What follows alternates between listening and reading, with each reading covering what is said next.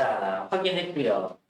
제가 지나가면서 슬쩍 보려고 했었던 건 19번이에요. 19번에 가 옆에 나 옆에 둘 다 청기사파 이렇게 쓰여져 있었으면 너무 좋지. 이렇게. 그래서 그 정도로 확인하시라. 그냥 습관을 좀 들여두시는 건 어떤가 해요. 옆에 보기가 나오면, 그래프가 나오면, 특히 과학 지문 같은 경우에서도 뒤에 쭉쭉쭉 넘어가다가 보면은 30 몇 번이었느냐, 32번 같은 경우에서도 뭐 그림 나오면 옆에 뭐라도 좀 써 있어야지. 그거 말씀을 드리는 거고. 다음, 20에서 23번 확인되나요? 어, 20번에 20번에요. 편집자적 논평이요. 어디에 있을까라고 이야기를 하면 어디가 있냐. 그쵸. 이거 눈에 잘 안 들어오죠? 네. 저도 그렇거든요. 평가 어? 평가요? 예. 편집자적 논평. 어느 부분에 있었냐면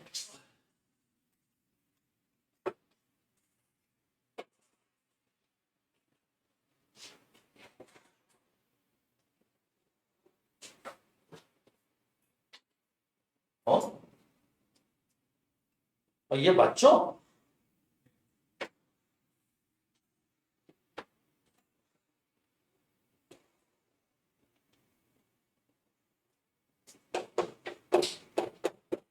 대충 있죠? 도사에 가르치는 술법을 배우니 뜻이 넓어지고 눈앞의 일을 모를 것이 없다. 이렇게. 논평이에요. 네. 인물에 대한 서술자의 평가를 제시해 줍니다. 그리고 또 하나 찾아보자면 여기 있네.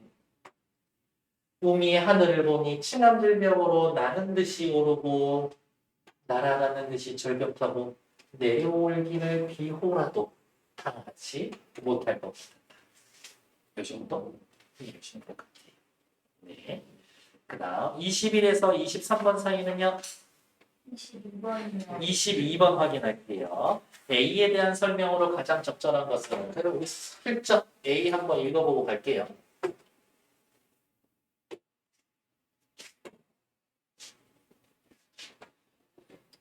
어디가 있냐.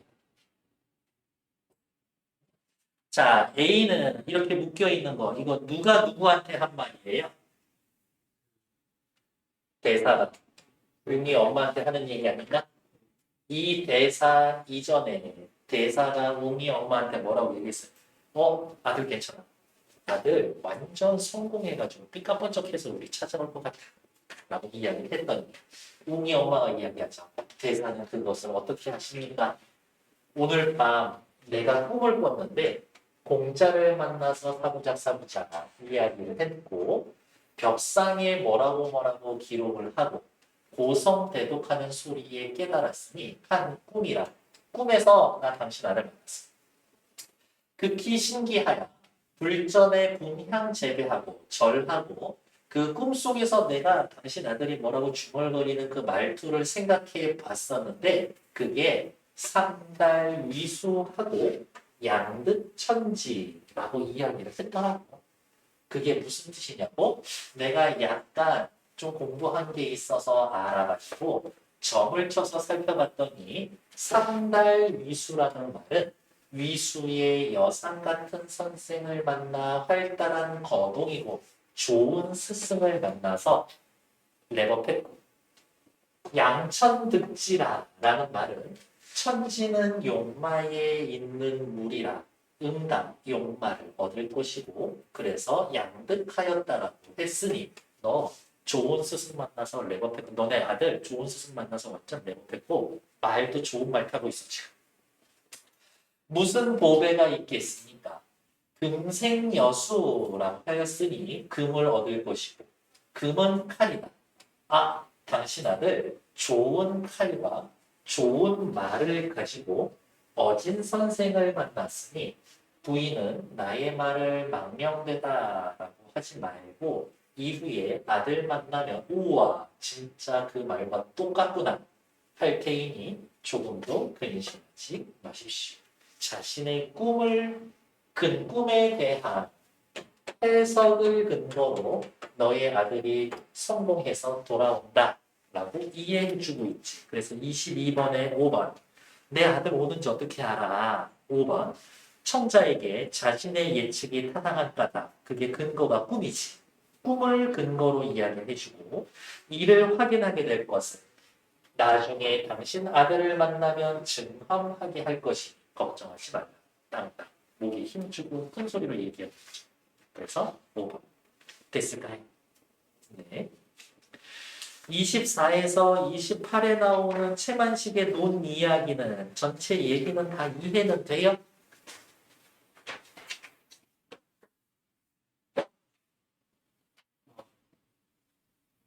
네. 네. 네. 그 다음에 살아있는 이중생 각하고 전체 얘기는 이해는 돼요? 네. 그러면은 또 질문만 받아볼게요. 24에서 28번 뭐 확인할 거 있을까?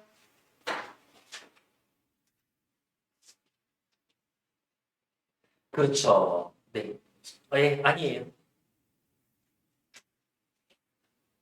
24, 28 괜찮아요? 오케이.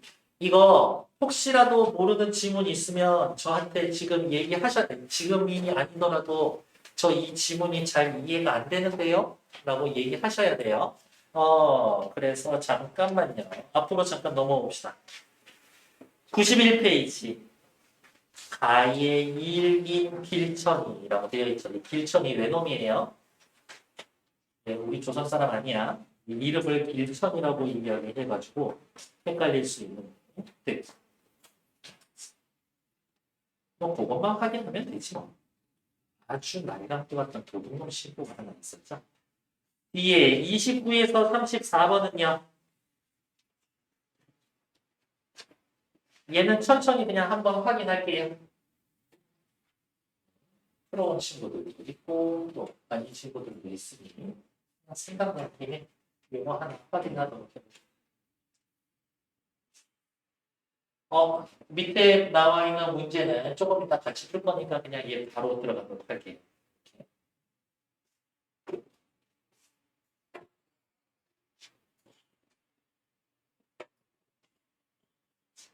초신성 영어로 슈퍼노바.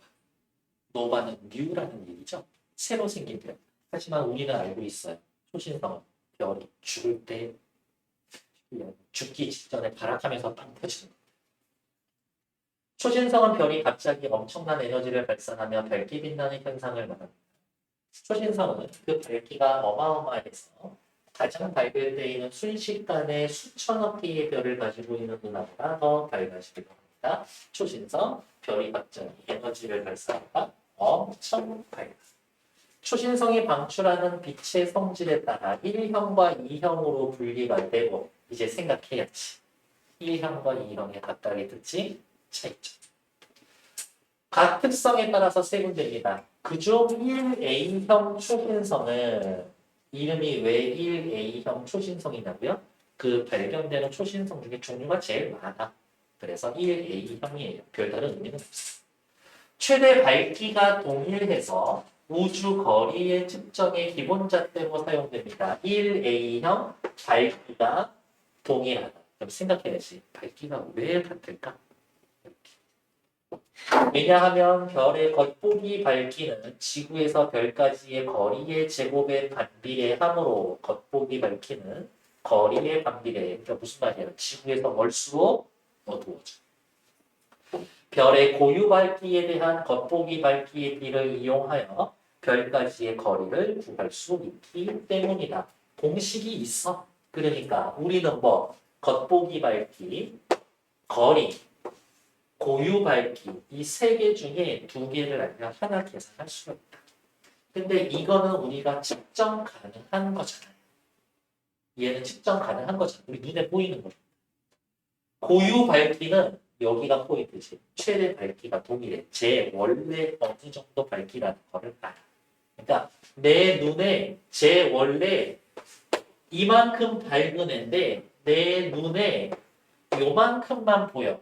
그래서 요 숫자 때려 넣으면 거리를 계산할 수 있다고. 그 얘기. 별까지의 거리를 구할 수 있다. 일반적으로 별은 일생을 마치고 됐어. 한 단락씩 끊어서 좀 설명을 할게요. 일반적으로 별은 일생을 마치고 중력 수축해서 고밀도의 천체가 됩니다. 표면 온도가 10만 도씨 정도로 보통의 별보다 훨씬 뜨거운 이 고밀도의 몸집이 작은 천체를 백색 외성이라고 합니다. 하얀색인데 왜소한 별, 작은 별. 특징은 뭐예요? 중력 수축했다, 고밀도였다, 온도가 10만 도 정도, 뜨겁다, 그 다음에 작다.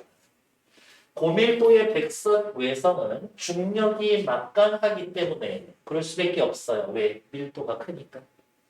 별의 물질을 한 점으로 모아 수축을 한다. 보통의 별의 경우 핵 반응을 통해 얻어지는 압력이 이 수축하는 힘을 막아내지만 흔히 수소 혹은 헬륨 얘네들끼리 지지고 볶고 융합하면서 에너지가 생기죠. 그 에너지를 어떻게 밖으로 분출을 한다.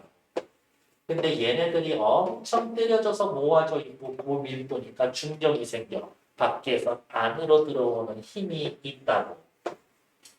밖에서 안으로 들어오려고 하는 이 힘을 핵반응을 통해 만들어지는 압력으로 막아내지만 핵융합을 하지 않는 백색 외성은 어떻게 밖으로 나가는 힘이 없이 수축하는 힘만 작용을 하잖아요.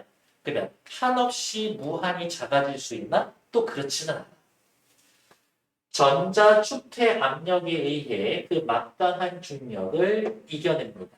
전자 축퇴 압력이라는 건 내가 전자야.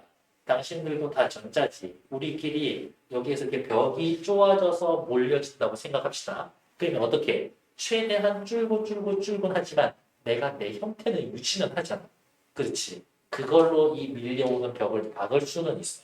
근데 문제는 이게 힘이 엄청 세. 그러면 우리들이 쉽게 얘기하면 짜부되지 않을까?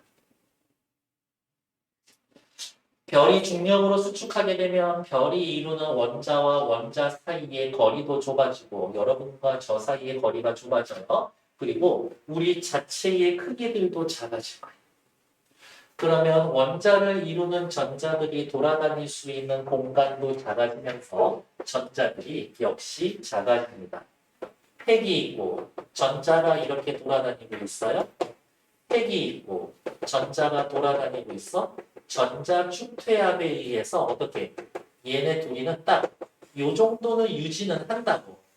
이렇게 아무리 중력이 강해도. 근데 중력이 더 강해지면 얘가 어떻게 돼? 전자가 쪼그라들어서 요렇게 전자가 요만큼밖에 안 돌아. 그럼 요만큼 또 더 붙을 수 있겠지. 거기에다 힘을 더 줘. 파울리의 베타 원리에 따르면 하나 이상의 전자가 같은 장소에 있을 수 없기 때문에 전자들 사이의 거리가 좁아지는 건 한계가 있다. 따라서 전자가 공간을 빽빽하게 채우게 되면 더 이상 수축하지 못하게 되는데 이것을 축퇴 상태라고 하고 중력의 수축에 저항하는 힘을 가진 힘을 전자 축퇴 압력이라고 이야기합니다. 더 이상 물러서지 못하는 상태, 전자들이. 천재 물리학자 찬드라세카르에 의하면 인도 아저씨였는데요. 미국으로 미국이었나? 영국이 베타로 가면서 한 생각이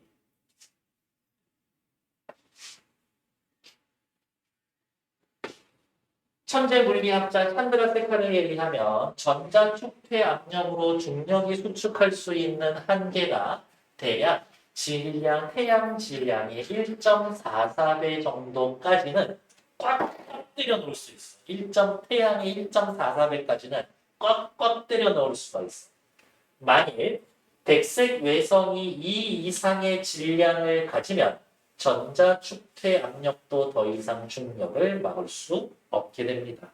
태양 질량의 1.44배인 애들은 여기까지는 수축을 할 수가 있어. 근데 질량이 무거워. 그러니까 여기 들어가는 재료가 많다라는 거잖아요. 그러면 1.44배를 넘으면 수축하는 힘이 더 커지겠지. 그러니까 더 작아진다. 더 이상 작아질 수 없을 것 같은 데보다 더 작아진다. 그래서 전자축태 양력도 더 이상 중력 수축을 막을 수 없게 됩니다. 일단 중력 수축이 일어나면 위치 에너지가 급격하게 열 에너지로 바뀌면서 위치 에너지가 열 에너지로 바뀌고 새로운 핵 융합이 일어나 걷잡을 수 없는 폭발이 일어나게 됩니다. 아까 더 이상 핵 분열이 일어나지 않을 때 수축했는데 이거를 더 때려 넣다 보면 거기서 다시 핵 분열이 시작, 핵 융합이 시작. 이 태양 질량의 1.44배를 찬드라세카르 질량이라고 부릅니다. 초신성의 밝기는 주로 폭발하는 별의 질량에 따라서 좌우가 되므로 밝기와 질량은 관계가 있는데 찬드라세카르 질량은 태양 질량의 1.44배에 해당되는 외 1A형 초신성의 고유 밝기가 동일한 별을 설명합니다. 얘네들은 밝기가 다 동일해. 왜? 질량이 똑같아. 어느 정도로? 태양 1.44배 정도로 질량이 동일합니다. 그러면 기력 동그라미라고 되어 있었죠? 31번. 왜요? 기억의 이유를 추론한 내용으로 가장 적절한 것은 뭐야? 질량이 똑같으니까. 3번. 1A형 초신성은 백색 외성의 질량이 찬드라세카르 질량, 태양의 1.44배와 비슷하는 순간에 폭발이 일어납니다. 밝기가 비슷해. 됐습니다. 다음 단락도 보러 갈게요.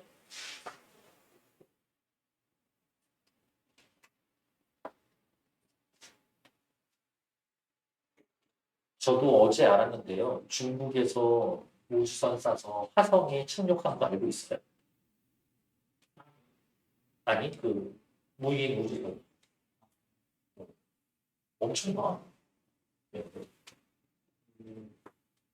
5년 전인가 러시아하고 공동으로 하다가 실패했었는데 올해 5월달인가 6월달에 단독으로 해서 화성에 갔어요.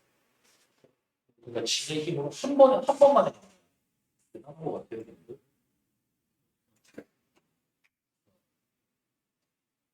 딴 거 없어. 돈이야. 천문학은 무조건 돈이야. 서울대 교수가 한 얘기예요. 우리나라 천문학을 발전시키려면 어떻게 해야 돼요? 돈 주세요. 허블은 우리 은하로부터 멀리 떨어진 은하일수록 멀어져가는 속도가 빠르다라는 것을 발견해 우주 팽창 패턴을 찾아냈습니다. 우주가 있어요. 우리 별이 있지. 요 별 하나가 있고요. 또 요 별 하나가 있는데요. 얘도 우리와 멀어져. 얘도 우리와 멀어져. 근데 얘가 얘 10으로 멀어지고 있으면 얘는 한 40의 속도로 멀어지고 있어. 멀수록 더 빨리 멀어지고 있어. 근데 동서남북 다 살펴봤더니 우리 별에 가까워지는 별은 없어. 우주 자체가 팽창하고.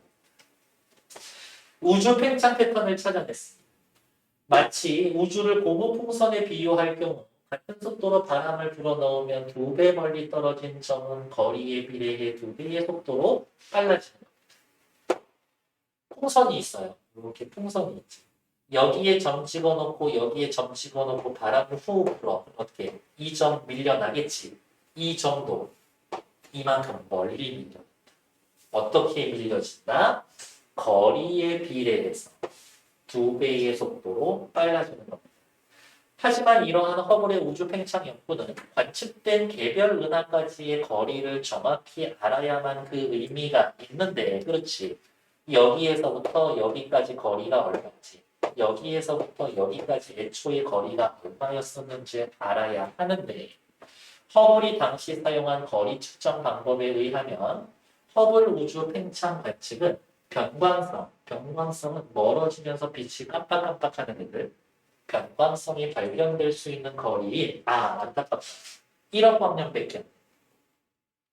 그런데 이 1A형 초신성은 그 고유 밝기를 이미 알고 있기 때문에 겉보기 밝기를 통해 쉽게 거리를 계산할 수 있을 뿐만이 아니라 보통의 별보다 더 밝기 때문에 1억 광년보다 훨씬 먼 거리의 우주 팽창 과정을 측정할 수가 있습니다. 지구가 여기에서 1A형 초신성이 여기에서 발견이 됐다. 얘 원래 밝기 이만큼이어야 되는데 내 눈에 지금 요만큼 보인다. 계산하면 여기서부터 여기까지 거리 몇 광년 딱 나올 수 있다. 밝아서 관찰하기도 또 좋아요. 허블이 가까운 우주만 관측해서 발견한 우주 팽창의 역사는 냄새가 나는데 세 번째 단락에서 우주 팽창 패턴 얘기 나왔고요. 그 다음에 또 우주 팽창 이야기 나오고 있죠. 앞에 나와 있는 초신성 이야기는 중요한 게 아니라 이 아저씨가 진짜 하고 싶었던 얘기는 뭐다? 우주 팽창에 관련된 이야기입니다. 우주 팽창의 역사는 감속 팽창에 가까운 것으로 보인다. 허블은 관찰했습니다. 우주 팽창이 그런데 어떻게 감속 팽창한다. 무슨 말이야? 팽창하는데 팽창하는 속도는 조금씩 느려져. 하지만 초신성을 이용해서 더 먼 우주의 팽창 과정을 관찰한 결과 우주는 과거에는 감속했지만 현재에는 오히려 가속 팽창을 하는 것으로 밝혀졌다. 이게 포인트가 되는 거지. 이렇게. 그렇다면 이렇게 팽창하는 우주를 어떻게 설명할 수 있을까? 이게 사실은 상식에 어긋나는 이야기잖아. 이렇게. 예를 들면 우리가 그냥 공을 하늘로 던지는 생각하면 돼. 던지면 처음엔 속도가 빠르지만 어떻게 해요? 점점 느려지잖아. 그리고 나중에 다시 떨어지지. 근데 힘을 딱 맞춰, 딱 던져. 그러면 지구 중력에 의해서 되어 있겠지. 그렇지 않을까? 이렇게. 근데 속도가 감속했다가 다시 팽창 속도가 늘어난다. 이게 상식에는 맞지 않는 얘기다. 그래서 과학자들은 아인슈타인이 고안한 우주 상수를 들고 나왔어요. 아인슈타인은 우주의 별들이 만유 인력에 의해 한 점으로 모여야 하는데 실제로는 정적인 상태라는 점에 의문을 갖고 우주에는 우리가 알지 못하는 중력에 반대되는 힘이 있다고 보았습니다. 이것을 우주상수. 이로 인해 우주는 더 이상 수축하지 않고 평평한 상태를 유지할 수가 있습니다. 정적 우주론이라고 이야기해요. 아인슈타인 씨, 우주는 지금 어떻게 되나요? 그냥 이 상태 그대로 계속 유지. 근데 실험 결과 팽창한다라고 나왔었죠. 이로 인해 우주는 더 이상 수축하지 않고 평평한 상태. 하지만 아인슈타인의 주장은 허블의 관측을 통해 우주가 팽창한다라는 것이 발견된 이후 스스로 폐기하였습니다. 내가 잘못 생각했었나 봐. 우주상수 내가 만들어냈었는데 그거 안 되네. 미안. 우주 팽창하고 있는 걸로 하자. 하지만 최근 우주가 가속 팽창을 한다라는 사실이 밝혀지면서 과학자들은 아인슈타인이 폐기한 우주상수를 다시 갖다 쓰기로 했어요. 그들의 설명에 의하면 최초의 대폭발, 빅뱅에 의해 우주가 팽창하기 시작한 초기에는 물질이 당기는 힘이 세기 때문에 우주의 팽창 속도가 점점 줄어들었어요. 한 점에 일단 빵 터지면서 확 퍼졌다가 속도가 줄면서. 하지만 우주가 팽창하면서 우주의 밀도가 작아져. 이렇게 빵 터져서 확 퍼졌다가 점점 하는데 이게 너무 큰 거예요. 밀도가 작아. 중력이 영향을 끼칠 수 있는 범위가 적어져. 이렇게 뭉쳐야 되는 힘이 작아져. 어느 순간 넘어가면 나 당기는 힘이 없네? 다시 늘어. 우주의 밀도가 작아져서 물질이 우주 팽창에 미치는 영향도 작아지게 됩니다. 그런데 우주 상수는 우주가 팽창을 해도 값이 일정하기 때문에 시간이 지날수록 우주 상수가 우주에서 차지하는 비중이 상대적으로 커지면 우주는 계속 팽창하게 되는 겁니다. 어떻게 이야기를 할까? 우주가 팽창해 우주의 밀도가 작아져. 물질의 영향력이 작아져. 이 말은 중력이 작아져. 중력은 작아지는데 우주 상수는 그대로야. 그러니까 중력의 영향력이 이랬다. 우주 상수의 영향력은 요거야. 중력의 영향력은 이거고. 근데 팽창하면서 밀도가 커지면 중력의 영향력이 작아지니까 얘 비중이 상대적으로 커진다. 그죠? 그래서 팽창하게 됩니다. 그렇다면 우주 상수는 도대체 정체가 뭘까? 우주 공간, 진공이 가지는 에너지가 우주 상수일 거라고 예측합니다. 진공이 가지는 에너지, 우주 상수. 얘도 그 어디야? 수능 완성에서 수능 특강이지. 진공에서 있었죠. 아무것도 없는 상태가 아니야. 뭐가 있기는 있어. 진공이라도. 양자역학적으로 볼 때 진공은 아무것도 없는 공간이 아니라 에너지가 확실히 있어. 진공 상황에서는 입자와 반입자가 동시에 생성이 되고 아주 짧은 순간에 서로 만나서 소멸해. 이것을 쌍생성, 같이 생거나 만나면 없어져. 쌍소멸. 따라서 우리가 진공이라고 알고 있는 빈 공간은 사실 입자와 반입자가 쌍생성, 쌍소멸을 끊임없이 반응하는 역동적인 공간이다. 생각해. 이 공간에 아무것도 없는 것 같았는데 뭔가 생겨나고 없어지고 생겨나고 없어지고 그것 자체가 에너지죠. 쌍생성과 쌍소멸이 일어나는 짧은 시간 동안의 일을 관찰하기에 우리 아직 인간은 못해. 진공이 아무것도 없는 것이라고 생각할 뿐. 하지만 헨드리크 향이 카시미르는 실험을 통해 진공에서도 우리가 볼 수 없는 현상이 일어나고 에너지가 있음을 증명해냈습니다. 됐을까요? 얘네는 문제 같이 풀러갈게요. 29번. 이 글의 내용을 고려해서 윗글을 추천하고자 할 때 A에 들어갈 내용으로 가장 적절한 말. 여기 이 지문의 가장 핵심은 초신성 아니었죠? 초신성을 통해서 뭘 관측할 수 있었다? 우주 팽창을 확실히 관측할 수 있었다. 우주 팽창이죠. 우주 팽창에 대해서 찬드라세카르 이론이 나오고요. 아인슈타인 이야기가 나오고 허블의 관측 결과에 대해서 어쩌고 저쩌고 아인슈타인 틀렸네. 그런데 또 이해가 안 되는 상황이 벌어지는데 아인슈타인 이론 그거 다시 가져와. 이거죠. 29번의 답은 몇 번? 5번. 우주 팽창과 관련된 여러 이론과 각 이론의 궁금한 독자에게 추천합니다. 결국에 29번 문제가 그냥 수능식으로 이야기하면 여러분들한테 요구하는 건 뭐예요? 주제 찾아줘. 30번 볼게요. 윗글을 통해 알 수 있는 내용으로 적절하지 않은 것은 1번.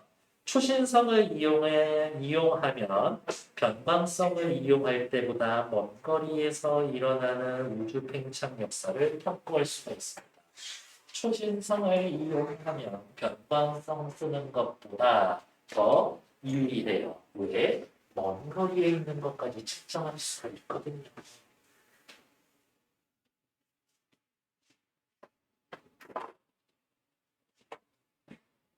어디 있을까? 여기 있네요. 변광성은 1억 광년까지만 되는데 초신성 쓰면 1억 광년보다 훨씬 먼 거리의 우주 팽창 과정을 측정할 수 있어요. 30번에 1번 맞는 얘기. 30번에 2번 파울리 베타 원리에 의하면 원자 내의 전자들은 같은 공간에 중복해서 있을 수가 없습니다. 요거 얘기 한 두 번째 단락편에 있었던 것 같은데 파울리 베타 원리, 파울리 베타 원리, 파울리 베타 원리. 파울리의 베타 원리에 따르면 하나의 이상의 전자가 같은 장소에 있을 수가 없습니다. 2번 맞는 얘기지. 3번 1A형 초신성의 겉보기 밝기가 고유 밝기보다 4배가 어둡다면 지구에서 2배 먼 겁니다. 이건 뭐 산수하라는 건가? 밝기와 거리의 관계가 있었는데요. 그 이유가 어디 있을까? 여기 있네요. 거리의 제곱의 반비례하고 거리가 2배가 되면 제곱의 반비례 2의 제곱 밝기는 4분의 1로 보이겠지. 그러니까 3번 맞는 얘기. 4번. 우주 상수는 변하지 않지만 팽창하면서 상대적 비중은 커진다. 아까 얘기했죠? 중력, 우주 상수, 중력이 힘약해져 얘 비중은 높아진다. 답은 5번이죠. 백색 외성의 질량이 찬드라세카르 질량보다 크면 어떻게? 더 이상 압축이 안 될 것 같은 데에서 더 압축되시. 질량이 컸으니까.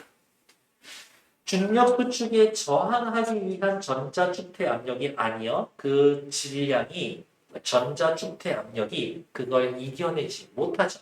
그러니까 5번 틀린 얘기.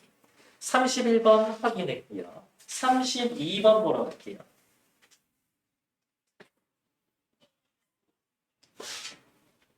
오! 애매한데? 이렇게처럼 이거 끝나자마자 자 이렇게 펴시고요 하고 싶은데 너무 싫어하겠지? 싫어해도 어떡할 거야 내가 수업할 건데 혼자 가고요.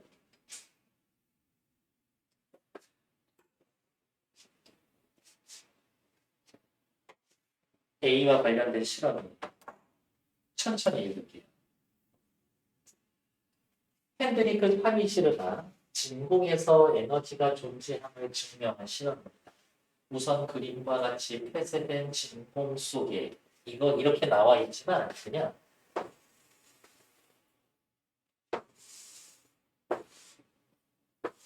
이게 그냥 유리관 같은 거라고 합시다. 진공이야 진공.